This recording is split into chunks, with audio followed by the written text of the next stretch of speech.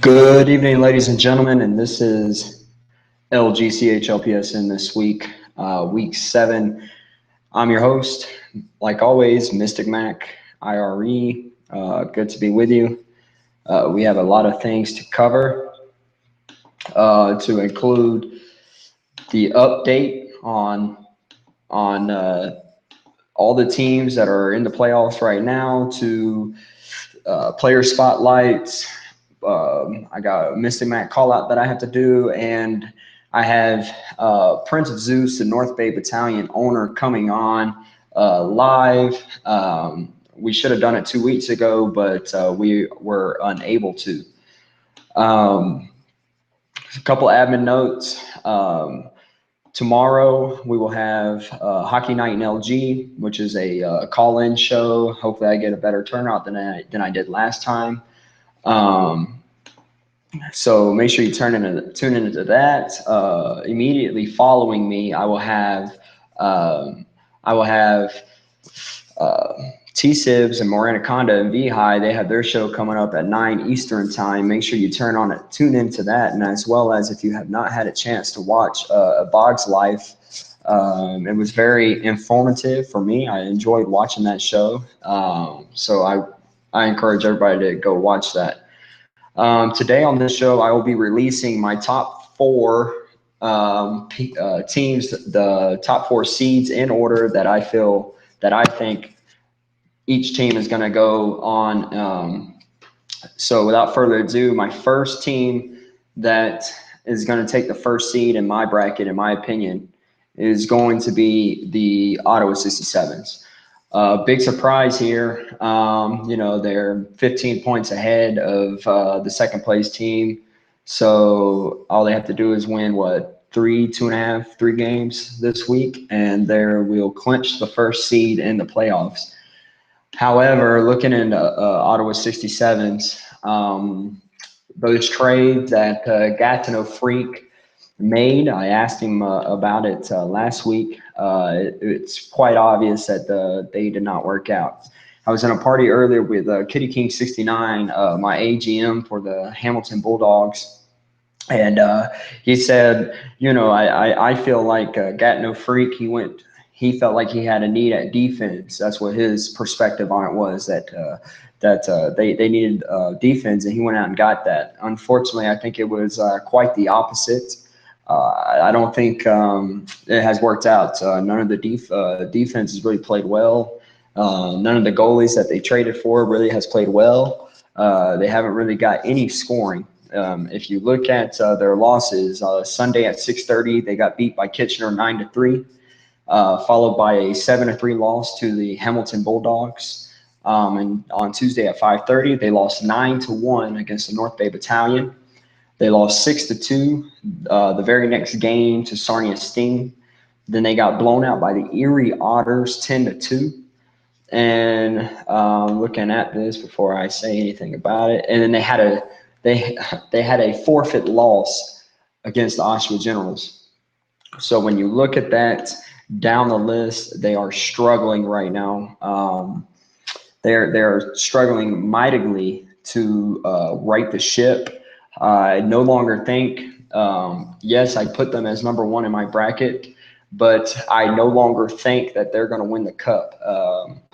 Depending on who draws eight, I will give my prediction on who will get that eighth spot tomorrow. I will give you that eighth seed. Depending on who that is,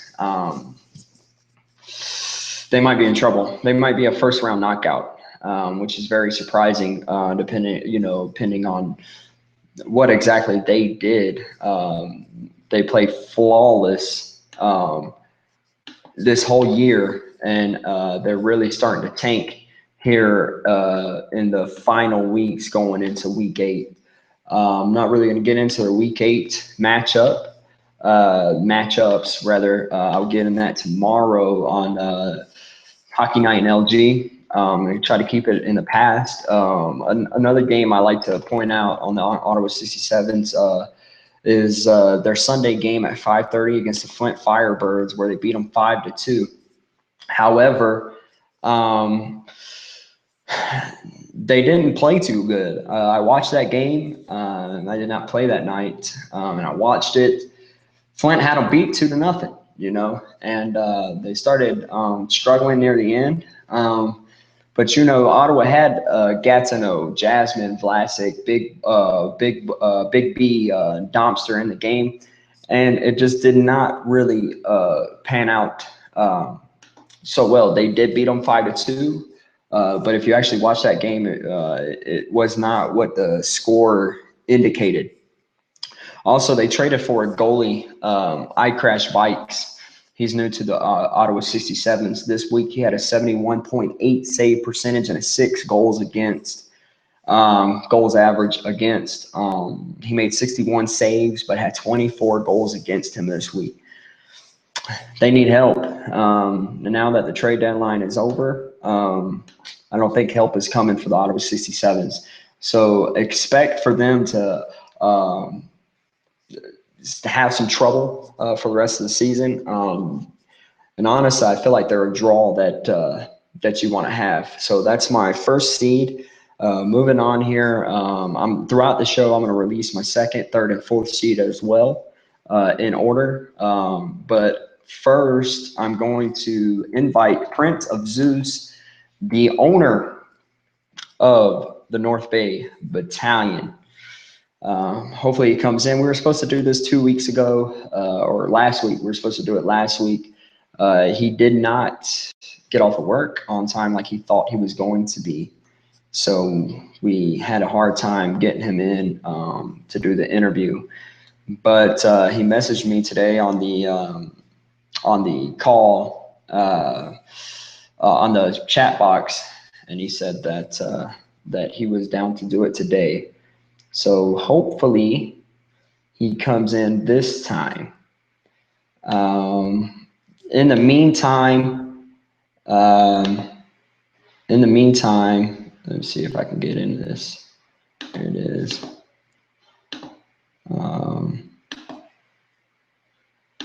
Let's see if we can get him in the call. Sometimes it does this. It's really weird on Hangouts. It's saying that he's in the call, but he did not join the broadcast. So I'm going to invite him again.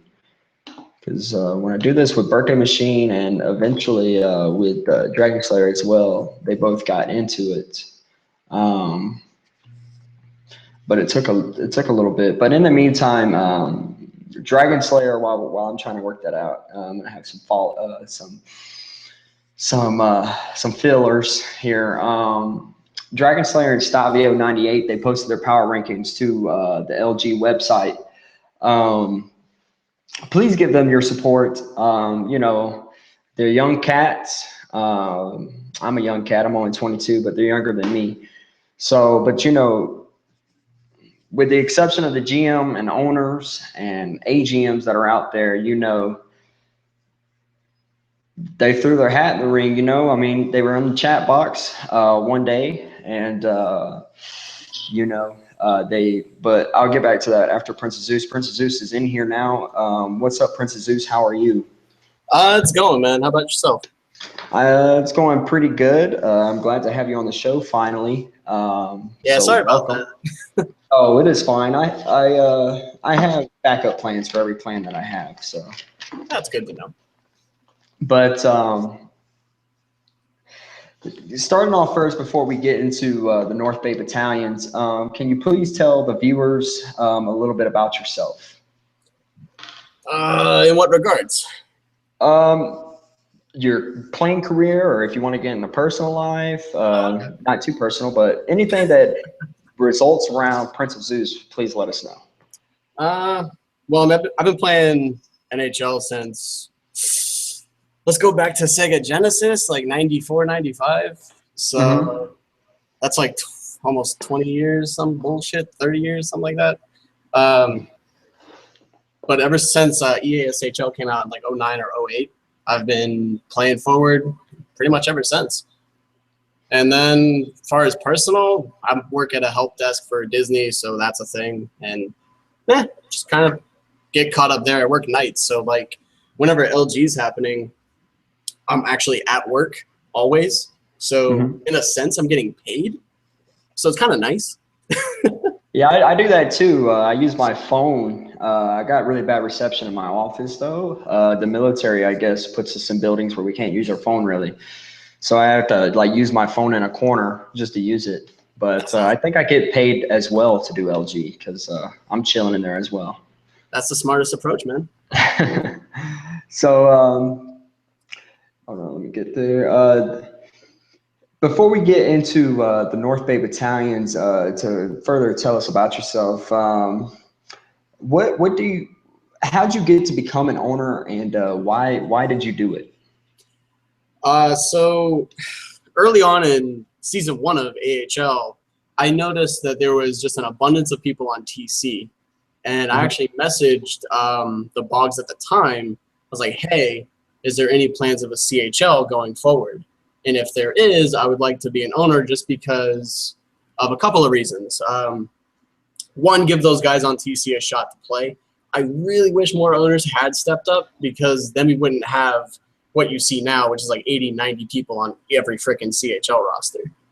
So that was kind of why. And then also my owner for AHL, who shall not be named, those who know me and that were on the team with me will know who that is. I'd like to keep that fucker buried.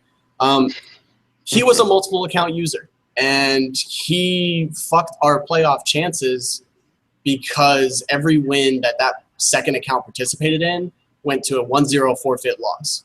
So we were like, at the time, 7th, 6th seed, and we went to last place in the league, just like that. So I knew personally, I was like, I'm not the skeeving, conniving bastard to do something like that. So I'll take ownership because I don't want people to get fucked over after something they put 9-10 weeks into to try to, win a, it is a virtual cup, but at the same token, we're all putting our time into it. Yeah, I agree, and I'll tell you what, it might be a virtual cup, but you know what? I want that shit at the end of the year. Exactly. You know what I mean? Are a bitch in this game. I better get that shit. I'm shooting for it. I don't know, man. You might want to talk to Assault. He doesn't want to face the battalion in the playoffs and what he's telling me. I'm glad you said that because I'm going to lead into a question I have. I have it later down on my paper, but I'm going to ask it now since you said that. Go ahead. People who, I guess, keep an eye on me or, I'm pretty much out there. But I said, and this is giving my hand away a little bit because I was going to talk about this tomorrow. But I said there's 3 teams I say got winning the cup. It's going to be Hamilton, Sarnia, or the North Bay Battalion. Furthermore, he's on your squad. I don't know the numbers past his I, but it's EYE. Yeah, he said, yeah. He was like, why do you think North Bay will win? Why do you think us? So instead of me answering that question, I'm gonna pin it off to you. Why do you think North Bay Battalion has a shot to win the cup this year? Damn, that's messed up. I gotta answer the question. Yeah, you have to answer it. He asked me, but I'm gonna shoot it off to you. What it comes down to is that I've had a lot of call-ups. I mean, everyone's had call-ups. But being able to find the missing person to that void that just got created. I mean, I'm pretty sure I've already communicated with the AHL GM. I'm losing Pizar Russ. That dude's got 60 points on the year. I've already got him filled. Like he might not get 60 points, but he's got 3 games. He could try. But no, we just have a lot of depth. Our players all really trust the system that me, Ty, and John have tried to deploy for the team. And once everyone really bought into it, as opposed to just like kind of going through the motions, that's when you saw the week turn around. And then on top of that, we did have microwave for a while. And yeah, that didn't go out so well. That was rough. I mean, I have a question for you. Okay. Did y'all listen to me really with him? I mean, we played with him in drafts, like with just the team directly, a lot. And he was doing phenomenal. 1-goal games, 2-goal games. I'm like, okay, dude, this guy's got potential. Let's throw him into some games. As soon as he did, I don't know what it was, if it was LG jitters or fucking he fucking shat the bed. Or his little brother was playing. I don't know what happened. But the guy turned into a 6 goals allowed against machine. And like on top of that, our defense in front of him lost faith in him. So they tried to overcompensate for the goalie. The goalie overcompensated for the D-man. It was just a big fucking mess. But once, and as bad as it sounds, once I got rid of the guy and I found replacements for goalie, as I always have to, the defense saw what the goalies were capable of. They bought into the goalies completely. And then ever since then, goals against went down, goals for went up, time on attack went up. It's a numbers game, man. Once you get through like the net, you're done. And you know, and that's what I've seen as well with North Bay, and that's why I put them in my top 3, if you will, to win the cup. I don't think I have y'all, looking at my notes here, I don't think I have y'all in the top 3 in seeding. Oh, hell but no. I do think yeah, y'all are 4th. But I do believe in you guys, and I think it was after that microwave, the CP disaster, and I say that with all love because he is on my friends list. He was a disaster. But he missed his opportunity. You know, I do with the TC players. This relates to TC players as well. You know, you have a short window, really. I mean, I'm sure Prince of Zeus, you can agree with this. You have a short window if you're a TC player. Either you're going to get it and you're going to stay there, or that window closes and you're gone for the season. And that's what happened with. Yes and no. Yes and no, because a lot of the times, most of my TC guys that I communicate directly with, they know for a fact that they are my go-to ECU guys. So they should be kind of on call, you know, almost every single night. Yes, that sucks, and there's a possibility of you not showing up. But there's, I mean, you can look at my last 4 or 5 games. I've had an ECU in almost every single one of them. That's true. But I've never ECU'd one guy more than twice. Owen sound. But we're not going to get into that. Oh, wait, was it Storm? I don't remember. Fuck it. Some dude played 7 in 1 week. I'm like, you can't even play more than 3. I think I'm going more in the line of, yeah, they have an opportunity to get ECU'd, but when they get on that main roster, and I use Microwave the CP just because I'm talking to you, I'm going to use him as an example. I don't mean to bust his head, but with him, he was on your main roster. Great in drop-ins. He came in, and his window closed. Yeah, you traded him. You know, and you traded him. And he has not played in an LG game since, I don't believe. I don't think he ever played for Ottawa. I think he did like 1 or 2 games, I think. But when I traded him to Ottawa, they said every person earns their spot. I said, I understand that completely. It's just like on my roster, he doesn't have a spot. Yeah, see, exactly. So I think that's what I was getting into, more along the lines of, you know, that window closes as far as your spot on the main roster, you know, and there's still a chance you can get ECU'd and everything just because, you know, shit happens in life. But I think that's what I was gearing to. But moving on, what have you found to be your biggest problem being owner of the battalion? Like, for anybody that is out there listening that wants to put their hat in the ring, including myself, because I've thought about it. What is your biggest problem being owner? So the biggest problem, and that's, I mean, if we could go, we'll just stick to the CHL. How about that? Yeah. So the biggest problem with being an owner in the CHL isn't so much the time it takes. The time is like, you know, we already spend this much time anyway playing the game. Now take probably 2 hours out of playing and just put it into like office material work. Done. Like, there's your time just reallocated. It's more along the lines of scheduling players and egos. Like, those are the 2 biggest problems. I've had multiple ego cases on my team, and they have been departed. Like, I just flat out rule, don't deal with them. You know, I mean, me, myself, I've got a pretty big ego as it is. I don't need someone else's clashing with mine that just causes a fire, the team explodes, and then it's over. So in the event that I was able to remove the toxic players for the most part, because other people were like, hey, you should have heard so-and-so say what they said about you. And I'm like, the fuck you mean you said? What about me? Huh? So, and you know, some of those players, they've gotten chances on other teams because I tried to trade them to teams that would at least play them. And some of them have just flat out fallen off the face of the earth. Like, they don't play anymore. But egos, scheduling, and then just the sheer amount of people. Like, it just comes down to like the roster size itself, because you could take every single team's TC and make 3 separate teams itself.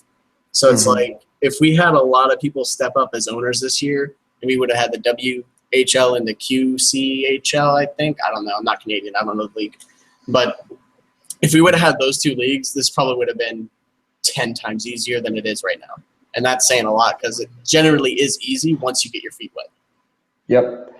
So, and honestly, I completely lost my train of thought. I'm sitting here looking at the power rankings and how low I am. I'm a fucking pylon nowadays. You know what I mean? I saw it. I was like, oh shit, I gotta look. Yeah. So now that the power rankings are posted, Clutch, because I was going to talk about them, but I had a secondary. You know, you're sitting at eighth out of who's hot on the forwards list. You got 17 points, 12 goals, plus 9. What do you contribute those numbers to? Is it your self-play? Is it your teammates that are on your line? Who contributes to that success of Prince of Zeus? So, all right, I'm going to beat my own chest here for like 5 seconds. I'm a god. No, totally kidding. So a lot of my teammates will try to set me up or force the plays to me regardless. And I know why, but I don't know why, because everyone that's on my team has the ability to carry a game themselves. It's just more times than not, I'm the one doing it with my line.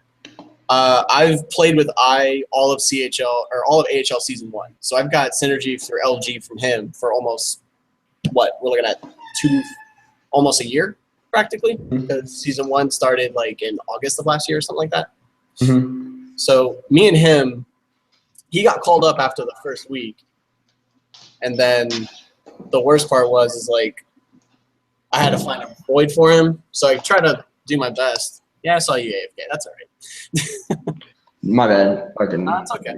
But a lot of it is just my teammates know how to set me up. And it's not a matter of I'm a puck hog. I mean, I am. I'm not.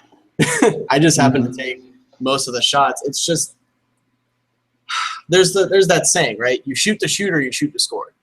Right? A lot of people will shoot the shot just because of like, oh, I'm open, I should take the shot. No. Are you going to score that shot? Probably like a 5% chance. Give it to the guy that's got a 72% chance sitting next to the goalie with his stick hanging in the air. And my teammates see that 72%. And if they're not setting me up, then sometimes I just see shit that no one else does. And I don't know if I've played against you personally, but the last game I played against the Bulldogs, you can ask Assault. There was nothing he could do. I heard about that. I was on point. And when I'm on point like that, it's not going to be pretty for anybody. Yeah, y'all are definitely catching fire. I'm impressed every time I watch the battalion, really, and that's why I put them so high on winning the cup this year. Thanks, man. Yeah, seriously. But my final question, I'm being in the CHL and before I got my chance with the Bulldogs, I was riding on the Petersboro Pete's training camp. So I'm big on getting TC players their starts. If you're a TC player on the North Bay Battalion, how do you get Prince of Zeus's attention? You actually have to go get John's attention first. Okay. Because John is basically the guy that feeds me all the information needed from TC. So he'll tell me, hey, so-and-so does really well with these 2 guys that are on the roster. And I'm like, really? Huh. All right. Well, let's call him up. We'll see how he does in LG. If not, he goes back down to the Pine. But a lot of the decisions he makes when it comes to feeding the information is on point. So pretty much like the roster in itself, the way it looks and how it plays is a lot of credit to him. And mostly when it comes to strategy, system, the way the team plays the game, that's mostly myself. And the way the defense plays, that's all Ty. Like Ty basically is the one that runs the defensive show. He's my dude that's been on this team since day 1, thankfully. Like no one else has been taken. But he's just been that guy that's been go-to. And John and Ty are like a huge part of getting those TC guys on the main roster. Okay, very interesting. That's how I look at it. I'm in the Army, and that's how we look at it too. You're the owner, you run the show, but we're gonna go to that GM first or that AGM, run it up the chain. Yeah, if you just go straight to the owner, I mean, yeah, I mean, you got my attention, but for how long? Mm-hmm. Exactly. It's like I still got to worry about the 17 other players that are chilling. And your 7 DTC players as well. Yeah, exactly. Yeah. I think that rounds my questions out. Do you have any game on your week 8 that you want to point out that really gets your attention? Which game gets your attention the most? Like, you know. So we got 3 games this week that that I've got my eye on. Let me just go check my schedule real quick because I've already done the schedules already. So like everyone knows what they play. Nice. Let me go Early bird. It's better that way because I've already had to switch the roster up twice because someone's mother got in the hospital. So it's like, okay, so you can't play Sunday. Let me switch it around. All right, it's good to go. So yeah, I've got 3 games this week. London, you know, they're number 2, I think. Mm-hmm. Check. Are they 2? Yeah, they're 2. Yeah, they're 2. 80 points. So I gotta deal with them, and then I gotta deal with Owen Sound because their connection issue kind of thing that's been going on for a while. I'm just gonna end up posting the game and be like, hey, if you disconnect, we'll just reschedule because that's the thing. And no one else on my team wants to deal with that team anymore. And then good old Hamilton. I'm sure I'll be there for the number 3 versus 4 matchup. It should be good. It should be good. Looking towards the playoffs, since you won't be on my show tomorrow, I'm just going to go ahead and ask you today, even though this is like a tomorrow show subject. Okay. What team in the top 8 right now do you not want to play against in week 1? Let me go check the standings again.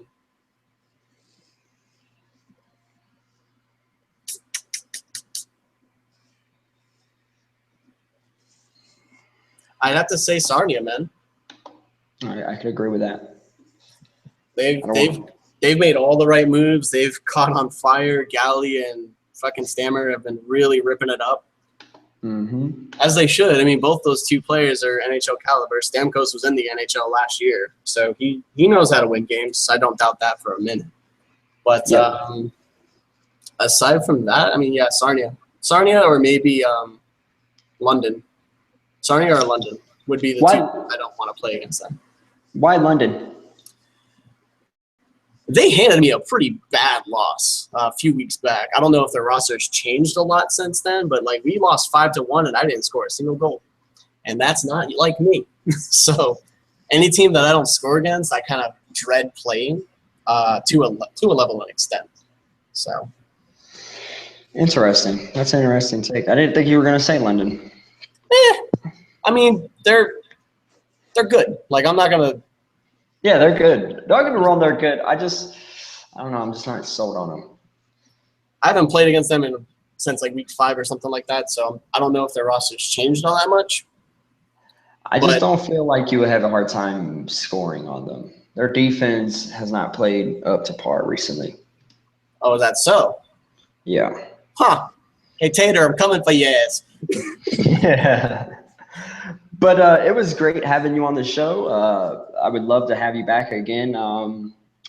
Leading into the playoffs, I'm shooting to have every owner on the play once it's all said and done before the playoffs start. I want every owner, every management team except Oshawa, since they're coming on tomorrow, back on the show and talk about their chances in the playoffs, all top 8. So if that's something you're interested in. But I appreciate you coming on the show. It was a great interview. Probably one of my best, I think. I think we really flowed together. We have a lot of chemistry here, Princesses. Oh, you want me to trade for you? Dude, trade deadline's over. I can't do that, man. I'm happy here in London or Hamilton, but yeah, we do have a lot of chemistry. Playing Wednesday's game. We'll see who's happy. Hey! Yeah, I know. I'll be happy. Hey, man, no, thanks for having me. It was real fun. Glad I got to do this. Sucks that I missed out on 2 weeks ago because then I could have said what I wanted to say about the Colts. No, they're a great team. They're a great team, actually. They're in the top 8. They're a great team. Anyone below the top 8, you guys got work. Oh, yeah. Speaking of which, before I let you go, that is another thing. Okay, so when I interviewed Siege, I don't know if you heard it, but she was chirping a little bit. I got a little chirp out of her. She's not much of a chirper, but I did get it out of her. Yeah. The Barry Colts said that they want to play North Bay and they would beat you in 5 or 6, I think she said. What do you have to say about that? As shitty as this may sound, they actually have our number for like the season. I think they've actually beaten us like 3 or 4 out of 5. Let me check.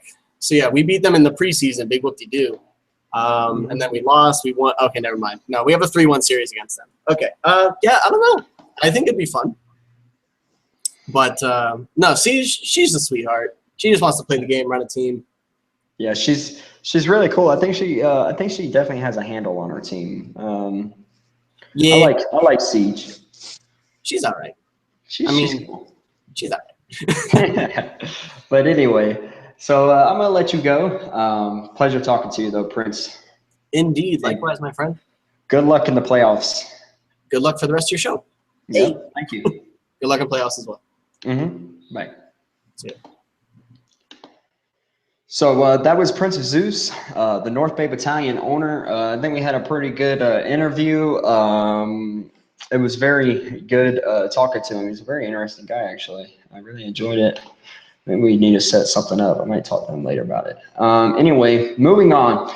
So I'm going to release my second seed. If you were watching earlier in the show, my first seed, to recap, I put Ottawa in the first seed, just because that's not really much of a surprise. But my second seed goes to the Hamilton Bulldogs. I know that they are in third place right now, 4 points back at the London Knights. But I don't think the London Knights will secure that second seed this week. I think Hamilton Bulldogs will really get it together with their backup goalie situation. From the pipeline, I don't know if it's confirmed yet, but I know through the pipeline, I think I know who they're leaning towards to be our backup goalie, and I really like that move. But at the end of the day, Madden's and Assault know what they're doing, and that's that's Hamilton's biggest issue right now. I feel like is the who backs up Madden. You know, Madden is one of the best goalies in the league, but he can only play but so many games. So, looking at Hamilton last week, they won all the big games. They beat the London Knights in second place. They cleaned them out. I don't know if y'all had a chance to watch that game, but they beat them 5-2. One was an empty netter, but they held them down to 6 shots altogether. And if I'm not mistaken, London did not have a shot on goal in the third period. I like to say, London was playing that Randy Carlisle hockey of getting the lead and dumping the puck. But, and then they beat Ottawa and they beat Barrie, but they went 3-6 on the week, to include a loss to Windsor, a loss to Guelph, and a loss to Peterborough. That's the bottom 3 teams. I was in all 3 of those, in fact. So we just get consistency throughout the defensive core. To myself, because outside of Assault and his line, we've been kind of struggling. I don't know. I'm not going to put it on the goalies, but Hamilton just has not been playing well last week. But I do think we're going to get it back together in week 8. I will get into that week 8 schedule further tomorrow. But as far as this week went, Hamilton did struggle when they're, practically, their top 1-2 lines are out of the game. However, I did read the power rankings. I'm going to get to them real quick because they're inaccurate. I'm going to get to them real quick about Hamilton. And I'm going to address this just because I can. So get into the power rankings. We're in third. We pitiful week 7, 3-5-1. We did take out 6-7, the number 2 Knights. He said, I'm starting to question if these trades the Bulldogs have made are going to work. Okay, so fact checking. All the games that we lost, with the exception of 1, I want to say, but it didn't have. That was basically only 1 game that week, I believe, that we had someone we traded for in a game. But that was our only loss. Everybody else, every other loss that we had that week did not have somebody that we traded for in the game, with the exception of the loss to Guelph, and that's only because HJ was in that game. Looking further, let me look at the Kitchener game, because I think Kitchener, when we lost to Kitchener, There was only Ludacris in that game, and we had an ECU right defenseman that doesn't even play right D. So it's not the trades. I think that we just need to that Hamilton just needs to just pull it together in this last week, and I think it starts with that backup goalie. But however, it was not the trades that the Bulldogs have made. With Ottawa 67s, it's different because Ottawa, they lost a lot of games where those trades that they made, they were in there and they sucked. For us, our trades, HJ, two-way hockey, which were our Dad's Devil, which was arguably, in my opinion, the top 3 trades that we've made that was going to make a difference. They played against London, scraped them off the ice 5-2. They played against Ottawa, scraped them off the ice. So it's not the trades. It's those people that need to step up, to include myself, and that backup goalie. We need to find an answer there. But anyways, moving on. I had from a team of the week. I'm gonna label team of the week to the Flint Firebirds. Okay, they went 7-2 this week. They outplayed, in my opinion. I hit on this earlier, but they did outplay the Ottawa 67s in the game that they played, even though they lost 5-2. But if you were watching that game, they actually had. They were up on 2-0, and they lost it here and there, but they were in that game, and they're the 12th place team, but they were in it, against the first place team in the league. Flint had a shot to win that game, and I'm sure the management and people in that game look back at that game and look at moments in that game that they're like, man, we would have just done this, we would have stopped that goal, but they played well against Ottawa. Someone on that team that's played really well, in my opinion, just stuck out to me on paper, was Garbage Goal. He went 3-0 this week for his team with 5 goals, 5 assists, with a plus-minus of +5. He's very solid for his team, picking up big wins. He didn't play no scrubs on the week. This is what I was looking at too. He didn't play no scrubs. He picked big wins up against Hamilton, Kingston, and Kitchener. 3 really tough teams. He cracked down. He had a lot of points in those games, and they won each one of them. They're on a 7-game win streak. But for every good thing, there is a bad thing. And for the Flint Firebirds, the unfortunate part about it is with 9 games left on the slate, so too little, too late for this squad. I do not have them making the playoffs. However, it was a valiant comeback and run that they had in the last week and this week. They're really showing character on that squad, and I think it speaks volumes. Same with Petersboro Pete, of that team and who they have leading that team. So moving on to the next subject, the Mystic call out for this week.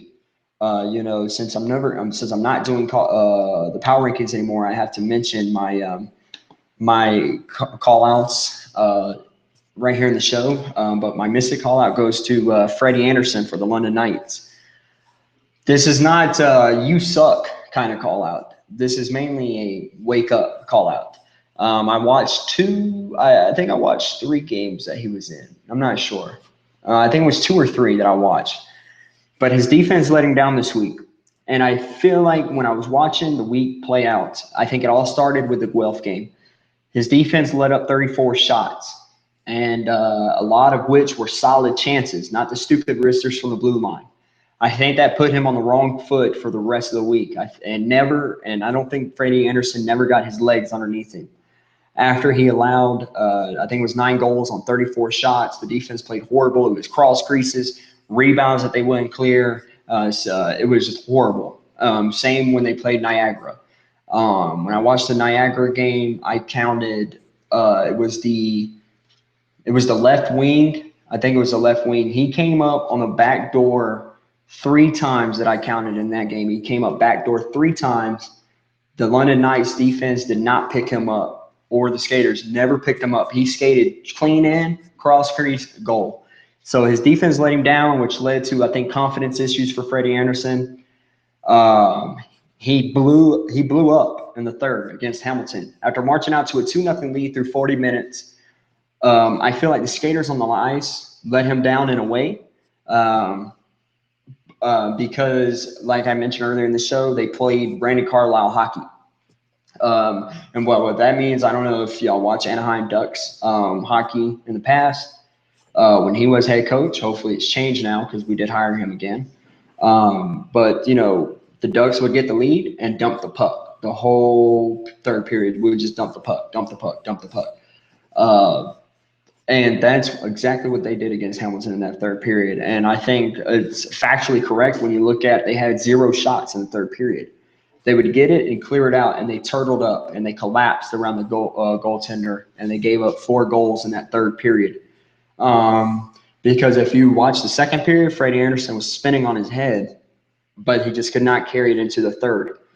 However, I'm not gonna pin it all on the defense. The defense let him down. However, I'm looking for Freddie Anderson to bail his defense out a little more and allowing his defense to see that and play well for him and step up their game through him bailing them out. I don't think Freddie Anderson has done enough of that this week. I don't think he did a good job at bailing his defense out. When the defense, which happened a lot, made bad plays, he allowed goals. So I'm looking for him to bail his defense out a little more and allowing his defense to see that and play well for him. I don't think Freddie Anderson is a bad goalie. And this call out isn't a call out to say how much Tater should sit him down. But I want to see as a fan of LG and a fan of this league, even though I play for Hamilton, but as a fan, I want to see the 2-punch combo of Guardian and Freddie back. I feel like that was good for the league. I remember when Freddie Anderson, he got called up to the AHL and called right back down to the CHL. I'm not going to name anybody, but I know a lot of people were upset about that just because of the fear that Guardian and Freddie put into teams because, you know, they're 2 really good goalies. I think if you look across the league, there's no team that has that. So I feel like it was good for the league. I want to see him get his swagger back, especially before the playoffs, but it has to come back this week headed into the playoffs. If he does not get it back in week 8, I don't think he's going to get it back for the playoffs. And London needs both of their goalies if they will have a chance to win this cup. Moving on, I'm going to release my 3rd seed in the playoffs of my bracket. The 3rd seed will go to, in my opinion, it's going to go to the London Knights. I hit on Freddie a little bit, but I'm going to hit on the London in general. The first line of Tater, Horty, and Braden, they got beat by Hamilton this week pretty soundly. I've already talked about it. 6 shots on net, and I don't think they strategically played well in that game. However, I do believe in them. I think they will do well for London in the playoffs and in week 8.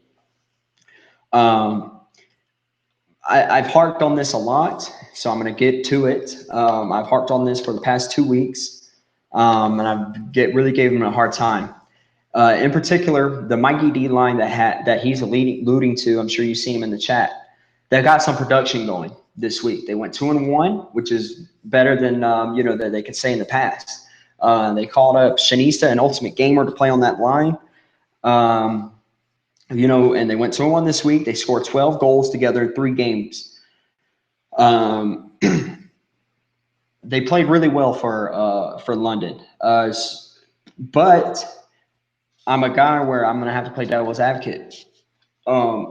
In the games that I watched, I noticed a lot of them leaving the zone early. Every single one, every time, I would say almost 60% of the time, the skaters were leaving the zone early, which led to the long stretch passes by the defensive core, which led to passes getting broken up or just not leaving the zone at all, which led to that skater on Niagara in particular to just skate in untouched. Nobody picked him up, which leads me to my next. I will have to say when I was watching it, a lot of the skaters also were collapsing too deep into the defensive zone, and they were not allowing the D-men to make defensive stops because they were just, at a time, I want to point back to this because I watched it and it stood out to me. Every single skater was on the left side of the ice to the middle of the slot. Every single one of them on a 5-on-5. They missed the poke check. Mikey D, he went for the poke check, which is fine. I'm okay with that. I'm a big poker myself if you ever play with me. But it allowed that left winger, and I'm sure if Niagara's watching, they can attest to this, that this happened a lot of times in that game. That left winger just came in untouched, cross crease, because, it's EA, and it just went under all three. I think three poked at it all at one time. Nobody picked the guy up. Goal. So to round that lineup, I think that Mikey D really has to work on that with his line, being in a good defensive positioning, leaving the zone on time, not too early, to make it easier on that defensive core, because I do think London's defensemen are really slacking a little bit. They're not playing really well in front of the net. They're allowing a lot of rebound goals. This isn't real life. The goalies can't control the rebounds all the time.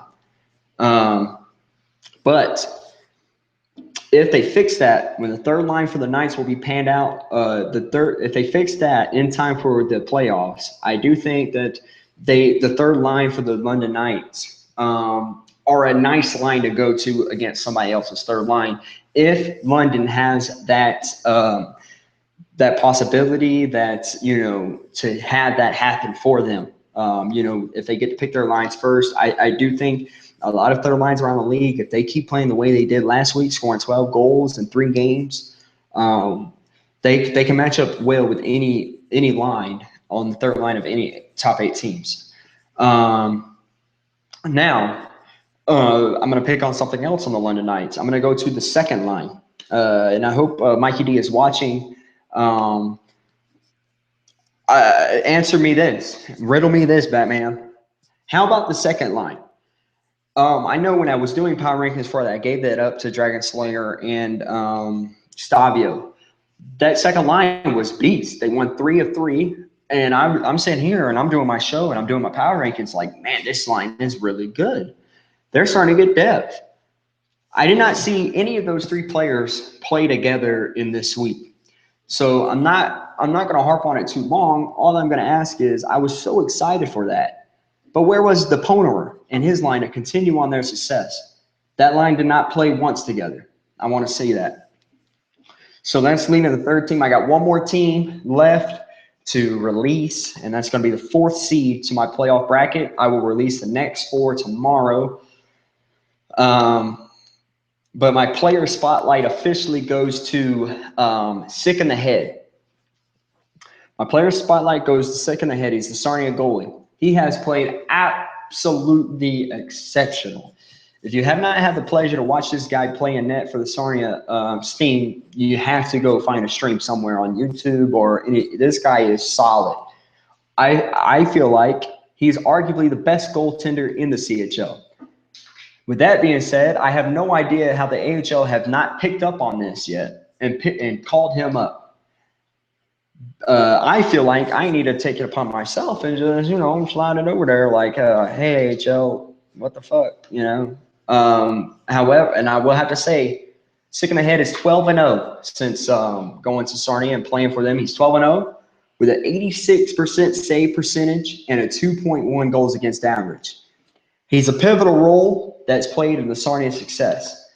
If you look at Sick in the Head too, if you look at his games that he's played, I know a lot of people look at this. I think any team in this league, to include the Windsor Spitfire, is not an easy team to really, beat. At any time, at any moment, they will beat you. Look at Guelph. They're 14th in the league right now, 24, 34, and 5. However, they're on a 3-game win streak. If you've ever played Peterborough with Pete's, they're not an easy out either. But I know some people look into this. When you look at Sick in the Head and his games played, you will see he is the man for the Sarnia team. He's played Niagara. He's played the Ottawa 67s, the Kingston Frontenacs. He's played Owen Sound, which Owen Sound, depending on which team you get that week, they're really good. I mean, they're not bad. He's played Oshawa, and Oshawa has really good skaters. Not much goaltending, but they have really good skaters. He's played the North Bay Battalion, beat them. He's played Hamilton, beat them. He's played Kitchener, beat them. So he's played really solid teams. and he still has an 86% save percentage and a 2.1 goals against average. He's playing a very big pivotal role in the success of the Sarnia Sting, which leads me to my fourth team, the Sarnia Sting. Boy, have they been on a rise these last 2 weeks. If you watch my shows in the past, to include my shows and my power rankings, I said I kind of doubt them. I want to see it continue. I want to see that success continue. Will it continue? And they answered the call. They've answered the ring. Sarnia Sting, like Prince of Zeus alluded to earlier in the show, they are a force to be reckoned with in this league. They are no longer the 12th seed Sarnia Sting that was easy to run against. You know what I mean? They didn't have no defense. Their goalies wasn't that good. The forwards were okay. I remember my first power rankings, I said that. I said, Sarnia Sting, your forwards are playing great. I'm not going to really go into stats because it's what I see.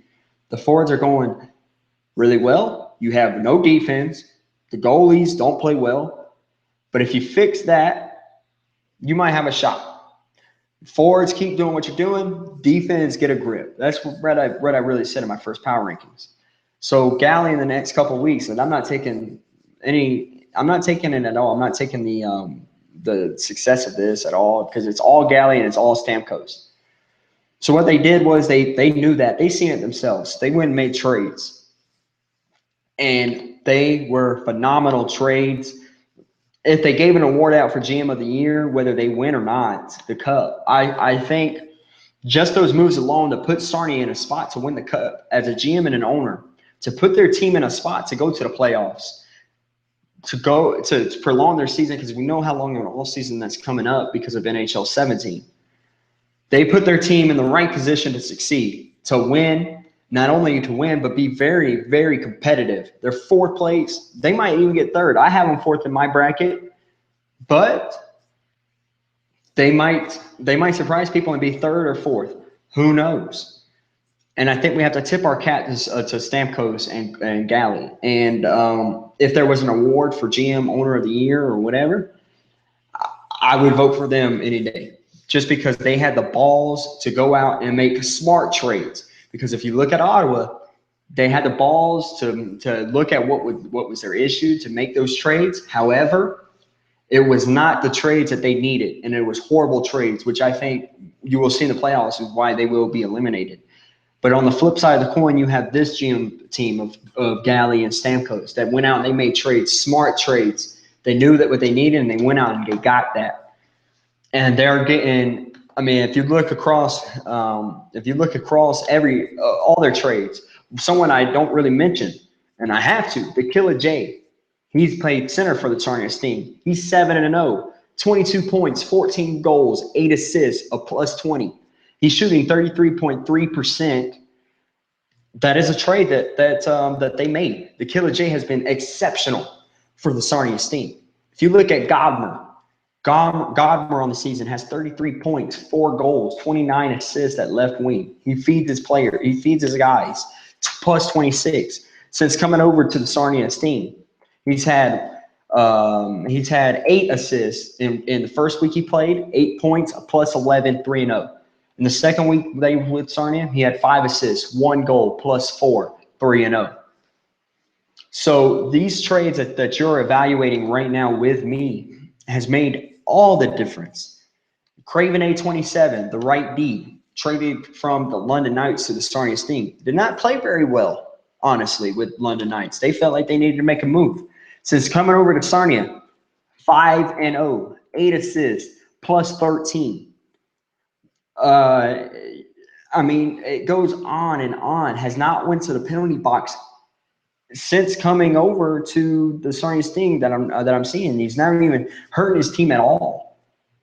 It's these trades that I encourage the ownership to look at next year when you're really looking at your squad. Put all friendships aside, put everything aside, and make the moves that are right for your team, because that's what Sarnia did. Look back at this team, because the trades that they made, they basically remade their whole squad. And since then has been on an absolute tear. And if, as you heard Prince of Zeus earlier say, he's scared. That's one of the teams that he does not want to play in the first round. Rightfully so. So I'm going to move on from that. But they've proved all the doubters wrong. The Sarnia Sting are here to stay. They're a really, really good team. And look for them to really, turn some heads in these playoffs. That's somebody that you really have to look out for. But they did release the power rankings. I just want to give a couple shout outs to the people in the power rankings. I know I didn't have too hot of a power rankings. I'm not going to lie. I'm 14th on the Who's Not list. But it's not because I'm playing bad. It's just because I have not won yet, honestly. I had a hard time winning. I mean, I'm averaging a point a game as a defenseman. You can't hate on that. But anyway, for forwards, Kev, Hazy Eyes, both Rangers. They have 17 points and 16 points alike. 12 goals and 8 goals, +6 and +6. That has to be one of the reasons why Kitchener has been climbing the list in the standings. As well as Kev Robert of the Flint Firebirds has had 12 points, 8 goals, and a +5. Who's hot on defense? Look at here. King Mac, 3-0, 7 points, 1 goal, +11. Tylee has played. I don't know if y'all have ever seen Tylee play, but let me tell you, that is one solid defenseman. 3-0, 4 points, +11. Really solid for the North Bay Battalion. Calm Blue Ice, another Kitchener Ranger, got third in the power rankings as well. Who's hot on goalies? It's BDT Dog, C Barbs, and Patrix 13. But my favorite on that list has to go to Guardian. Went 5-0 with an 83.1 save percentage and 2 goals against in 5 games. And who's not on the goalie list? It's gonna be Echelon, which he's not even. It is what it is, bro. Undead Gamer Tag for Windsor, but look at the team he plays for. Freddie Anderson, we've already talked on him. And then the contract studs, team MVPs. Team MVPs go to Kev Roberts, Sis K, G Will 47, Diggler 069. It's Galley, Prince of Zeus, Patrix, Freddy's Gaming, and Batman Buzz 88 to round out the team MVPs. Waiver bait is Primetime Sosa. Which I want to hit on this too to end the power rankings off. With Primetime Sosa, I remember when I talked to Gatineau Freak. He said, and I quote, he said, "This is the best defenseman in the league." And that's why he traded who he traded to the Hamilton Bulldogs. Since coming over to Ottawa, 0-3. That's who they traded for. So, and this team rankings this week, they're 15th in the league, just ahead of the Spitfires. 3-5. They had 24 goals for and 49 goals against with a goals difference of -25. That is horrible. Their power play, if you know their power play, that was 34% on the season. It went down to 18.8%. They need help. They're not going to get it. It's not coming. But so make sure you check out the power rankings. My boy T says it's coming on in an hour. Make sure you watch that, whether you play for follow the AHL or not. They really put on a really good show. If you did not watch last week, I'm going to keep mentioning it on every show. At the end of week 8, I will be putting up a bracket on the forums. It's probably going to be in Excel or Google Docs. I'm going to use an example. Let's say it's Hamilton and Oshawa, right? For conversation's sake. If Ottawa or if Hamilton, if you think Hamilton will beat Oshawa, move them over into the bracket. If you've ever played March Madness before, it's the same idea. Put the series numbers. So if you think Hamilton's going to beat them 4-1, put 4 right by Hamilton, put 1 right by Oshawa, and move them over, and just keep doing that down the list. That's how we're going to do the tie breaking. Okay, submit them to me via PM, or I might include my email, and you can send them to my email. The winner of this, there's only going to be one. So if it just keeps going down the list, I'm going to keep doing tiebreak. The tiebreaker is a series count. How many series you got correct, and what it was. Plus, if I still haven't narrowed the list down to 1. On my end of season show, I will be putting the names on camera. I'll show the camera I'll put it in a hat. I'll shake the hat up. I'll pull a name, and that's who wins. The winner will get $20 via PayPal. So make sure submit your brackets. Get on. I know it's not a lot of money, but I mean, you know, $20 via PayPal. You can count on it. So make sure you turn those brackets in. Secondly, my show tomorrow is same time, 7 p.m. Eastern time. It's a call-in show. Please interact with me. I'm begging you. I think it's a great idea. Theoretically, it's a great idea. We will be having the Oshawa all three owner, GM, and AGM of Oshawa Generals coming on to talk about the situation in their team. So make sure you tune into that before we get the last week of LG started. For everybody out there, thank you for listening. Thank you for keeping your support for me. I appreciate it. I have a softball tournament to get to. That's why I'm wearing my jersey. You know, softball. You know, I got a softball tournament to get to. So I appreciate you tuning in. And good luck to all the teams in Week 8. Keep it interesting. The 8 through 11 teams, y'all are playing great. Thank you for giving me my entertainment. Thank you for tuning in. This is Mystic Mac signing off.